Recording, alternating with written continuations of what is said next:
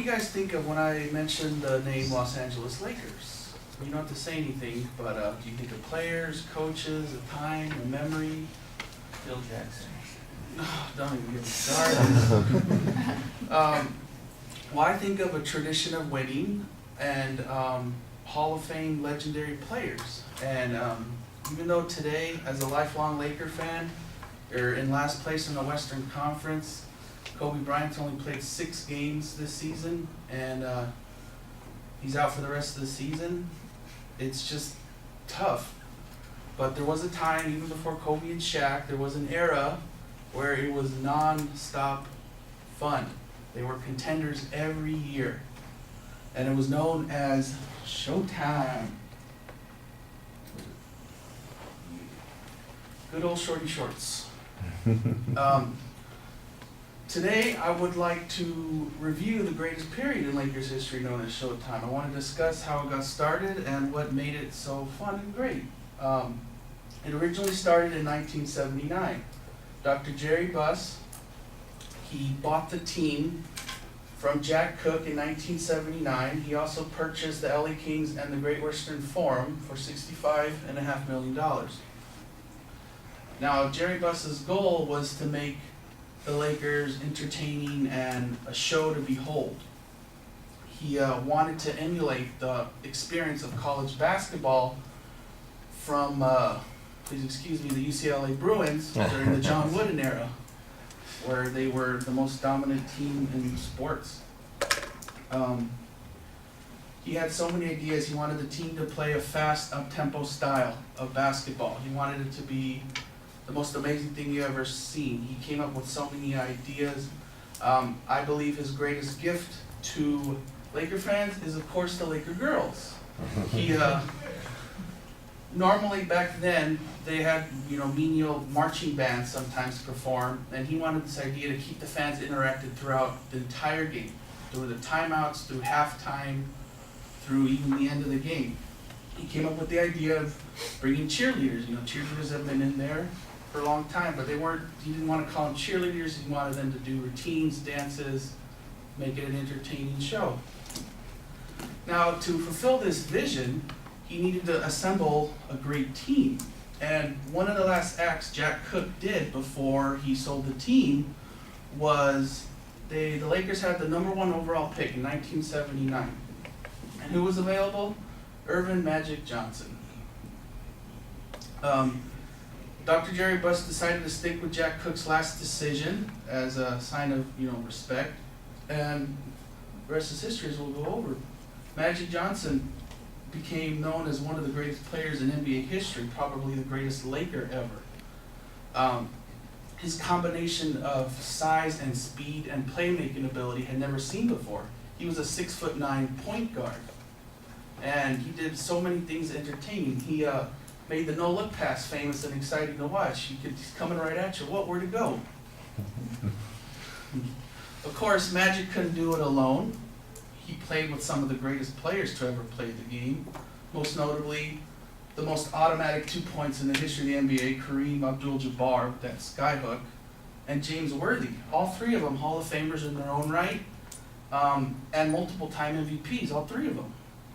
Now, during the 80s, the Showtime was the place to be. The Great Western Forum, noted LA Times writer, sports columnist Bill Plaschke, called it the Roman Coliseum of today.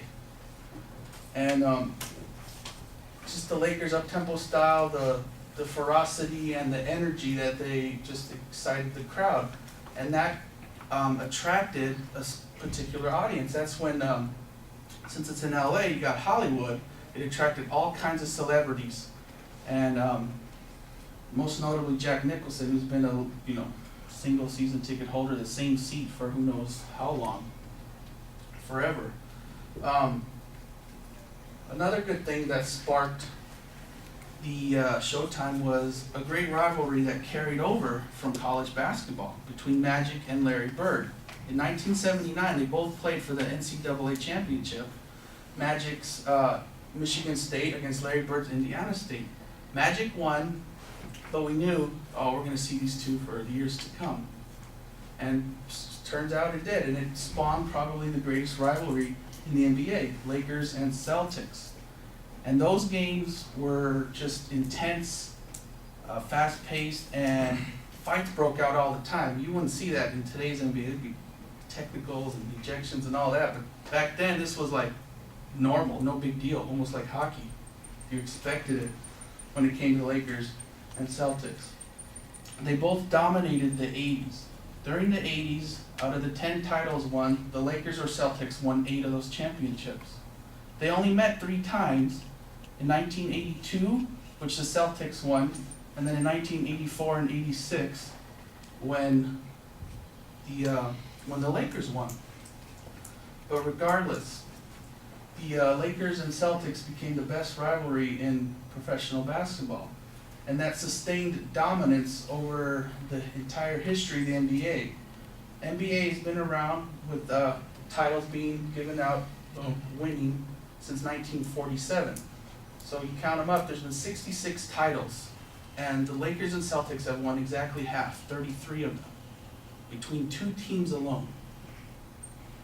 And though it dwindled down due to health problems in the early 90s, especially with Magic with his HIV, it culminated in 1992 with what we know as the Dream Team, where you had 12 players, well, you had 11 Hall of Famers and Christian Laettner, future Hall of Famers, and became the most recognized symbol in, around the world. They were just beloved.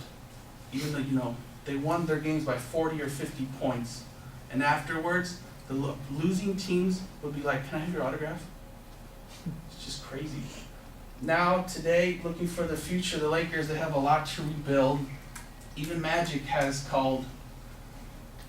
today says the state of the Lakers is just really bad. He even compares the Clippers now to Showtime, which is, I was like, what? Even Kobe has said, I know what Clipper fans have been going through all these years. But one thing Lakers have always done, even though I don't have faith in Jim Buss, is they'll figure out a way. They'll get it. They have the cap space.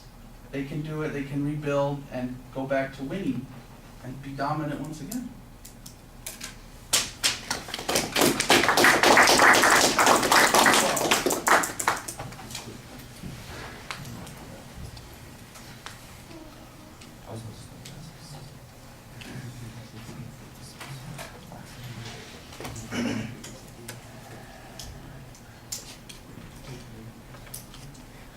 I think I might go back to a flip phone.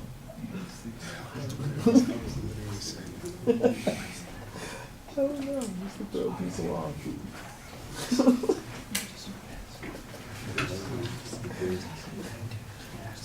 It's like, give it a razor or something. They should just catch it up on people. If they had done something with fun with slides, just hit it. All right, Corey, what did you think?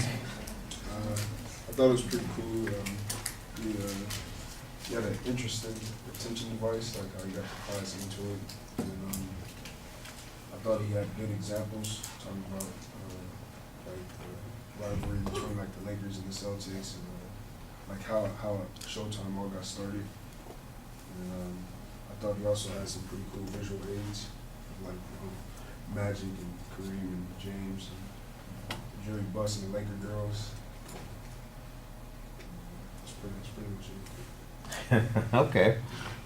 Well, yeah, I think the opening is fine. You've got a good attention device. The topic's very identifiable. We know where you're going with this. You seem pretty focused. Toward the end of the speech, it does feel a little bit like you were kind of doing stepping out of the Showtime realm and talking about the more contemporary Lakers here. And I understand that, because let's face it, people are focusing on what's going on today with the team, and they're remembering the most recent past. So using those as ways, kind of bookends for what you've got in the middle is okay, but I do think that you don't want to forget that your focus was on that particular time period. And I thought that you did an okay job highlighting some of the key points. There was a good preview at the beginning of the speech, but in the body of the speech, I didn't really follow the structure very clearly. It just seemed like you're wandering around on the subject a little bit more than I thought you were going to be doing. And it needed to have a little bit more drive to it as to where it was going on each of those individual points. I can kind of see that there's a distinct point about Dr. Buss and the things that he brought to the team. And then I guess the other issue are the players that they had. And then the other issue there is the rivalry that went on. But it feels, like I said, not like that's what was driving the speech, but that those things just seem to be jumping on as you went along instead of being the goals and objectives that we had for the presentation. And so I think that would have to be worked on a little bit more. As an example, when you get to the end of Showtime, you make a reference to the Dream Team, and I know what you're talking about, but I'm not sure everybody will remember what was so unique about the Dream Team, why that existed in the first place. I don't even know that you mentioned who they were playing and what was involved there as part of your speech. You know, I think some people are probably going to know that, and others are going to go, well, isn't it that way all the time? And you know, there was a big difference that happened in that year, and that was one of the changes, and that's what made it kind of unique. So if you're going to use that as the end, I think you need to give it a little bit more context. And it does seem to me like that is kind of the end of that time period that you're talking about. The visuals are all okay. They are interesting. They tell us about the topic. I think that they give you more organization than anything else in the speech, and that helps a little bit. Look, it's always great to see Magic smile, and so I think that works pretty well. And remembering all those guys from those teams, I think that's pretty effective. And of course, the Laker girls, that sort of thing. Over the years, I must have had a half dozen Laker girls in my classes in the last 30 years. Because this is Orange County. We got performing arts folks, and they're in class. But I tell you that I couldn't put up videos a couple years ago because one of them's got a contract on it, that sort of thing. So it's a small world. We're going to run into that occasionally, so that's kind of fun. You know what? I think you do a good job delivering the speech. I just like you to be a little bit more front and center.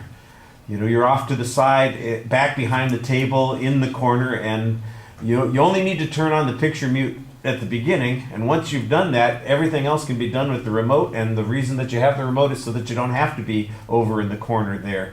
And I think it would be a lot more effective of you to deliver the speech up front and talking to the audience. Everybody, it's getting kind of like people are getting used to being in the corner, like I'm in trouble, so I'm going to be over here, I don't want that to become your habit. I know that you need to do that for the tech at the beginning, but you need to step up and speak to the audience a little bit more. You do a good job, though, talking to the audience for the most part. You're not dependent on the script. You know what you want to talk about. You're using the visuals to kind of help you keep track of what you're talking about next, and that's fine. All right, thank you.